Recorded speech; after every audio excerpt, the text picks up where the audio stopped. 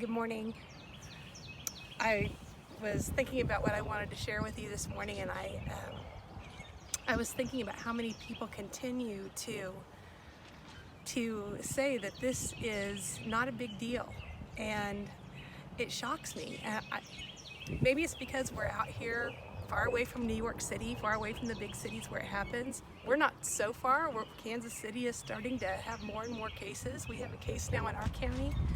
My little hometown now, clear across the state in the corner where there's nothing. There's no big cities around them.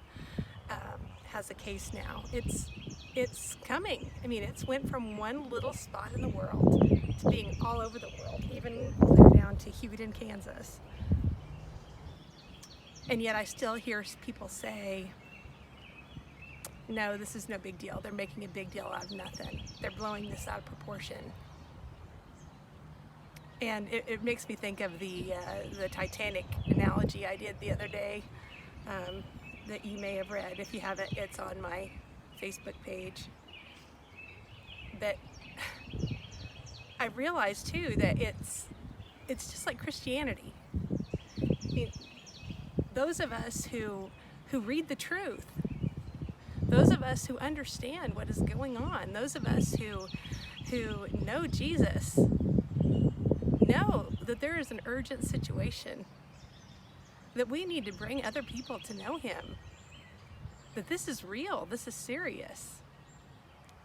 And there are those throughout the world who will continue to scoff and continue to say, well, that's ridiculous. Even people that others consider experts, like oh gosh, what was the name of the atheist who, Todd, you remember the atheist that died that had the...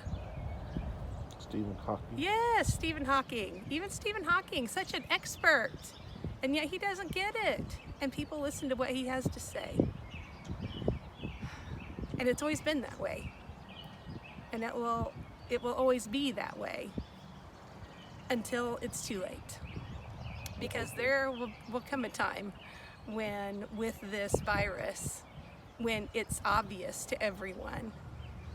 And at that point, it'll be too late to control this pandemic. And the same is true with Christianity. When it becomes obvious what the truth is, it's going to be too late. I want to read to you from Luke. This comes from Luke 16:19 through the end, 31. It's the parable that Jesus told of the rich man and Lazarus. There was a rich man who was dressed in purple and fine linen, who feasted sumptuously every day. And at his gate lay a poor man named Lazarus, covered with sores, who longed to satisfy his hunger with what fell from the rich man's table. Even the dogs would come and lick his sores. The poor man died and was carried away by the angels to be with Abraham. The rich man also died and was buried. In Hades, where he was being tormented, he looked up and saw Abraham far away with Lazarus by his side. He called out, "Father Abraham, have mercy on me, and send Lazarus to dip the tip of his finger in water and cool my tongue, for I am in agony in these flames." But Abraham said, "Child, remember that during your lifetime you received your good things, and Lazarus in like manner evil things. But now he is comforted here, and you are in agony. Besides all this, between you and us, a great chasm has been fixed, so that those who might want to pass from here to you cannot do so, and no one can cross from there to us." He said, "Then, Father, I beg you to send him to my father's house, for I have 5 brothers, and he may warn them, so that they will not also come to this place of torment."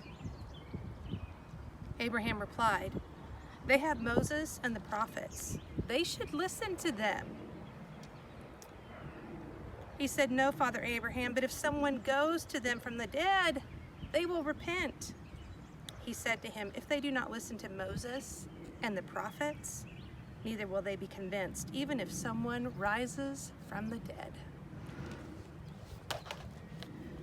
Friends, we've got to listen to the truth when it comes at us. There are still pastors around this country who are choosing to have services in large groups, saying, Well, we're doing God's work. God will protect us. We're told in the Bible, do not put God to the test. Friends, do not put God to the test because you think your faith is too big for this.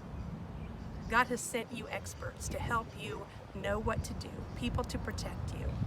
Stay where you are and stay safe. And have a good Saturday.